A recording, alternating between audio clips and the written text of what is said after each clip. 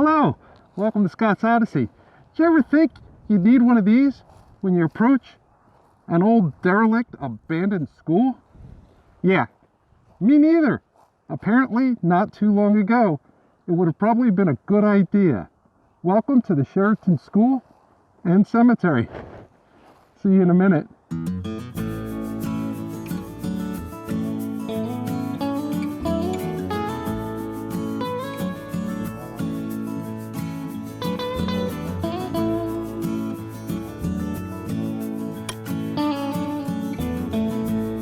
Welcome back.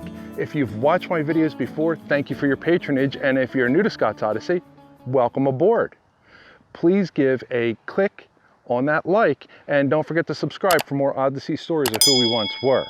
If you're inclined to help support the channel, please visit my Patreon or visit the merchandise store listed in the description, and that'll help keep me on the road and continue the Odyssey. If you happen to own a company, sponsor a video and I'll promote your product. I guess I don't need my M17 anymore. And well, it probably wouldn't have worked for what we would have been dealing with here at this particular site. So I've been driving past this site for a decade while wandering the mountains of central Pennsylvania. It caught my eye the first time, the second time, the third time, and well, every single time I've driven by it, I've pretty much rubbernecked a good gawk to try and figure out what's it all about.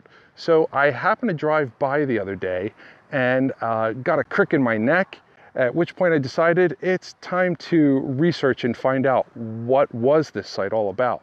Now, I don't have all the answers for this one, and I'm sure there's something hidden in the bottom of a stack of papers in some basement or a historical society, but there's little to nothing on the internet, Library of Congress, nor at the county archives about what's actually located here.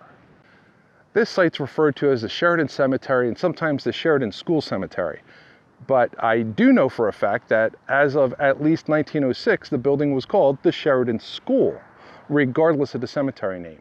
Now, I do not know exactly when it was built, but I do know it was here and coincided with the cemetery that is next to it. So this building, or some semblance of this building, could be as old as 1794, when Lawrence Swope Sr., who fought in the Revolutionary War, was interred here. There could be older graves and more from that time period, but they would be unmarked and unknown at this current time.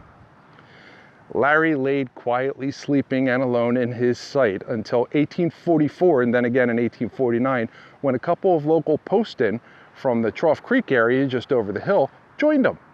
Then the party really started as the Bumgarners came in, all helling and took over 11 graves all the way up until 1920. Now, there are a few other sites here, most of them a member of the Poston family, and there are some others in here, one by the name of Kerfman, another Swope, who appears to have possibly been Larry's brother, Pro, and a couple of hand-scrolled unidentified stones. The Kerfman and the Pro were not married to any of the Bumgarners or Poston, but oddly enough, they are both women who were married and their husband's not here. So it's unknown as to if they were formerly a Poston or a Bumgarner and were interred with their families, or if they had some other reason for being put in this particular plot. Back to the building. Based on its apparent age, it's not clear of whether or not it was a church, which would make sense in all likelihood with there being a cemetery right here on the property. But what we do know is that it was most definitely a single-room school for an extended period of time. What time? Well, that's another mystery that I would love to unravel so I could do a full-blown shout out to this site. So with that, let me know in the comments below if you know of anything about this site or of stories and locations such as this one. My research is limited only by the information that people do not share openly. Help me break that barrier and let's share the history and culture of who we once were. If you haven't already, remember again, click like on this video and don't forget to subscribe for more ODDySEEy stories. Now, why on earth would someone leave a perfectly good school building go to waste like this? I mean, wouldn't you live in it if you were given a chance? Well, let's see why I was wearing my mask at the beginning of this video, and I'll tell you the only piece of historical information that I have on this school building. It was a cold December 13th in 1909 when Dr. H.C. Fonts, a county medical technician, received a call at 2:15 p.m. from Dr. J.G. Spangler, Pennsylvania Health Officer for District 491. The call was regarding a letter Dr. Spangler had just received in the regular mail service. It was Form 34 MS number 1 sent by Dr. A.J. Hamilton from Cassville, Pennsylvania, identifying that a particular person in Union Township has smallpox with a date of onset being December 3rd, 1909. It also stated that he had 2 children attending the Sheridan school. Dr. Fonts informed Dr. Spangler that he would go to Mapleton Depot, Pennsylvania on the evening train, and they would proceed at once to investigate the prognosis. Dr. Spangler arranged for a medical team, and they drove over the mountain to a redacted residence 12 miles from Mapleton Depot. Upon arrival, they found that the man was about 24 years of age, with a wife and 2 children, aged 4 and 3 respectively, all in the house. The wife had formerly been vaccinated against smallpox, but the husband and the children had not. The 2 doctors both confirmed the man was suffering from discrete smallpox. Discrete smallpox being the term used in those days to describe lesions or pustules that were separated from each other or discrete from each other. The phrase is now obsolete in the medical field, and when the virus was eradicated in 1977, the word smallpox also became obsolete and was replaced by the formal name of the virus, which is variola. The man's pustules were noted as quite marked and characteristic, of which some were drying up. This means the symptoms the man had suffered from with the virus were not severe.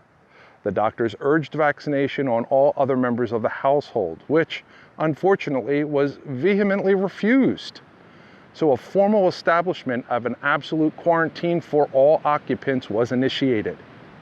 The absolute quarantine was explained in detail to the family, and they stated they would adhere to it without the need for placing of guards. It was determined that their residence is in an isolated location within Union Township, and there has been no other people in the building aside from Dr. Hamilton since the onset of the smallpox. Additionally, it was stated that they have not mingled with any other people, nor have they any children that attend the school. On December 28, 1909, Dr. Spangler and Frantz returned to the residence in order to make further investigations relative to the origins of the smallpox. Upon arrival, it was found that the older child had developed a well-marked case of discrete smallpox. The only history obtained regarding the father's whereabouts was a visit to another person in Union Township whose 2 children had been afflicted with what they were calling chicken pox in the latter part of November. On December 30th, Dr. Spangler investigated the location spoken about and determined that the children of the family whom had not been vaccinated showed marks of having had smallpox, and he at once fumigated the premises. The father of this family was the team driver for Raystown Water Company, and it was believed that the smallpox may have come from the Italian camp at that location. On January 2nd, 1910, Dr. Frantz performed an inspection of the Raystown Water Company's grounds, including the Italian camp, and found no evidence of any skin disease having existed. As a matter of fact, he had found that the health conditions of the camp and the site were both excellent and sanitary, stating, "It is one of the best Italian camps I've ever seen." Now, I don't know what that means specifically, but apparently the Italian camps were known for their unsanitary practices. On the afternoon of December 31st, 1909, Dr. Frantz had a phone message from Health Officer Price of Cromwell Township that there was a case of smallpox in Pogue. He directed Price to isolate the family until he could get down there. On the morning of January 1st, 1910, he visited the family to find a man aged 61 of Pogue with a well-marked case of discrete smallpox. This man had been successfully vaccinated 30 years prior. This case had developed around December 20th, and the man had a wife and 4 sons, of whom all but 2 were vaccinated. He took it upon himself to force vaccinate the 2 unvaccinated sons and quarantine the entire family. Thus began a chain of tracing children's attendance at the Jefferson School, the Sipetown School, and the Sugar Grove School, with whom the children had all mingled. The school board of Cromwell and Union Townships were directed to close until all schools were thoroughly fumigated and no child could be readmitted unless they had been successfully vaccinated within the past 5 years. The 61-year-old was asked where he had been and identified that the son of a man he visited at a home about 1.5 miles away had the same disease in November. When the doctor visited the home, they found that his 22-year-old son had come home from Fort Wayne, Indiana on October 28th and grew sick in early November. He too had not been vaccinated. His niece also developed the same disease in mid-November. It was then connected that the first case investigated in Calvin, Pennsylvania, who developed it into Union Township on December 3rd, had visited the home of this person in November while the 22-year-old man and his niece were both infected, thereby identifying the formal patient 0 for this area. What had most likely taken place, but not definitively, is that with this building, it was not very populated with students, and when it was shut down due to a smallpox outbreak and investigation, never opened its doors again. So there you have it, the reason for the M17 mask when I came out to this site. Not that it's going to do anything. Sorry for the excessive wind sound. I took my microphone off because I was doing some last-minute video of the property, and I started noticing things that are really, really cool, and I want to make sure that I get them into this video. So I'm going to flip the camera around and continue to talk. There might be some wind over me, so I'll try to speak loudly. All right, so here we go. Flipping the camera around. So I was looking at the brick of the building, or at the front door, and I noticed what looked like scratches on the bricks. And we'll zoom in on that in just a moment. And I thought, well, there used to be some trees here and some bushes, so the branches were probably doing the scratches. And then I tried to look, and I'm like, well, the scratches kind of stop at a specific height. Let's wait for this truck to go by, and we'll continue talking. Okay, so I'm looking, I'm like, all right, one of the trees was right here, and the scratches continue, and then they stop. This is at about 6 feet 2 inches or so, right where my head is. And then I go and look above that, and there's a tree right here that's way bigger, but I'm assuming the tree wasn't that big. So we take a look, and I start looking at the scratches, and I go, wait a minute. Some of these are in weird crisscross patterns. And then I start coming down, and I went, wait a minute, that looks like, it is. Somebody was playing tic-tac-toe on the school building's bricks. So these scratches that you see are actual initials from children who were scratching on the wall. Looks like somebody scratched a cross into the wall. I thought I saw the letter A a moment ago. So I'm going to try and get some more things that I see on this wall and spend a lot of time here. There we go. Look at this. There we go. And somebody does a letter A on the wall.